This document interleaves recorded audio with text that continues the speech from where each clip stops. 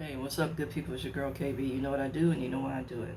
Hey, this morning I don't have the frog voice, which is very interesting, considering it's damp and rainy and, well, misty. Had a heavy fog last night.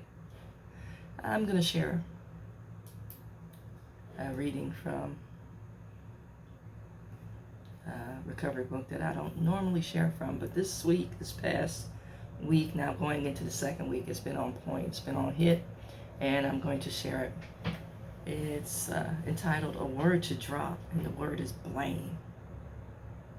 Man, we're good at that. Not taking ownership, ignoring, avoidance, but blaming. Avoidances, oof. Yeah, I can't blame you if I just avoid the topic altogether. I act like it's not happening. And for the people who I've worked with over the years and who have worked with me and tolerated me, and but on a professional level, the people that I've counseled and mentored over the years can attest to this this analogy that I give them. You know, we all have this image of, an ostrich that when in danger sticks his head in the sand, right? But no matter how far you stick your head in the sand, how deep you dig the hole to avoid the consequences of your behavior, let me put it like that, your behind is still exposed. And yeah, sometimes it's way up in the air because the hole is deep, for life to come by and put its foot firmly in your behind. And sometimes, the consequences of your behavior push you through life with that foot. Let me just get into this reading. It's from Daily Reflections. Again, it's entitled A Word to Drop, and it's blame. To see how erratic emotions victimize us often took a long time. No, it doesn't. People tell you all along the way, that your emotions or your choices and your actions are erratic, or as I like to say, you're moving funny. People tell you all along the way. Now, here's another word: acceptance. Being able to hear that. That's hard for us. And notice I said us. We could perceive them quickly in others, but only slowly in ourselves. First of all, we had to admit that we had many of these defects.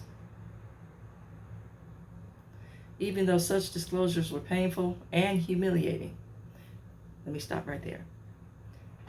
Shame is from the enemy. Guilt and shame keep you stuck. Guilt and shame allows you, it's the vehicle for avoidance. And it tears up everything. And we don't want to acknowledge that. Guilt and shame will cause you to cut something good out of your life. Guilt and shame will cause you to destroy bonds and ties, families, friends, whatever, because you can't handle looking at your stuff. Let me tell you about me. I've been sharing that, my mom's passing has definitively changed me. And I can't definitively and exponentially change. I can't list all the changes that have transpired since August of last year. I just, My song is Lord, I Know I've Been Changed. That's it and that's all. And I'm going to stay on that song. Lord, I know I've been changed. And why? The angels in heaven done signed my name. And I am so good with that. You know, I'm like that Marvin Sapp song. I thank you for it all. And not all of it has been good, y'all. Seriously, not all of it has been good, but I'm praising God because it has moved me into a different position where I can be grateful. 24/7, grateful. I may not like it.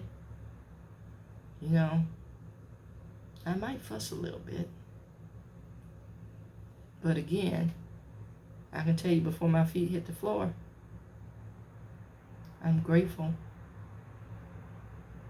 Because even that little irritation, whatever it may be, whatever I allow it to be, let me put it like that, is polish for my character.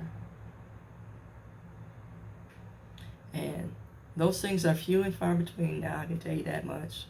Whereas before, everything would set me off. The slightest little bit, you know, I didn't like the way the wind was blowing this day, you know. I had something to say about it. But let me get back to guilt and shame. We need to let those go.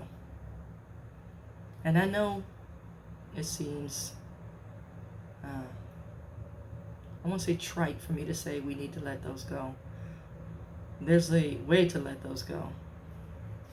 It's like I say, I have the attitude of gratitude. You get up every morning, and whatever residue you have from the day before, and whatever you think is awaiting you in this day, you leave it at the altar. Amen. And then you stay prayed up throughout the day. Amen. You know, truth is not subjective. You know, truth is not conditional upon what's going on. You know, I'm going to tell this truth, but I'm going to omit this, and I'm going to tell that. And, yeah. And you can't, for me, you know, I get paid to listen.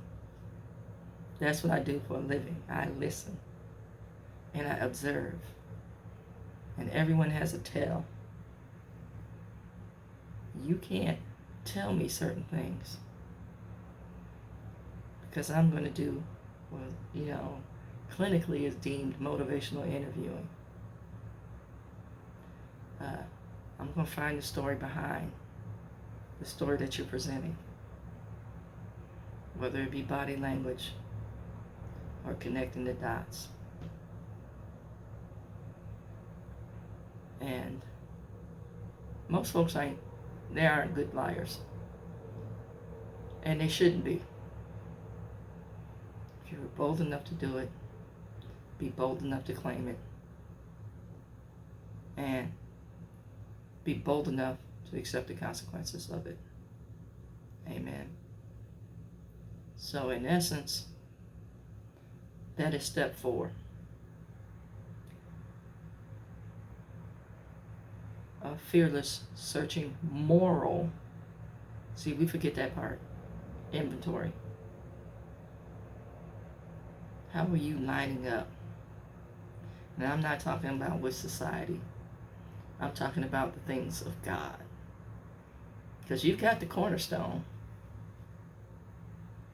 Now, if every other brick is off plumb, offline,